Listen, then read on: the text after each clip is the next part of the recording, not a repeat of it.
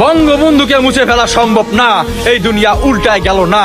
কারণ তিনি কোনো ব্যক্তি নন, তিনি একটি ইতিহাস, তিনি একটি চেতনা, তিনি একটি জাতির আত্মপরিচয়।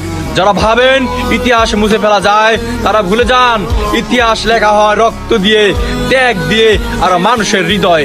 এই জাতি দেখেছে কারাগারে অন্ধকারে যিনি মাথা নত করেননি, মৃত্যুর মুখোমুখি দাঁড়িয়েও যিনি বলেছিলেন আমি বাঙালি, আমি মানুষ, আমি মুসলমান। এই আত্মপরিচয় তো আমাদের শক্তি। মাননীয় স্পিকার, আজ কেউ যদি মনে করে বঙ্গবন্ধু না মুছে দিয়ে তার অবদান অস্বীকার করে এই জাতিকে নতুন করে লেখা যাবে, তাহলে তারা ইতিহাসের সাথে যুদ্ধ করছে।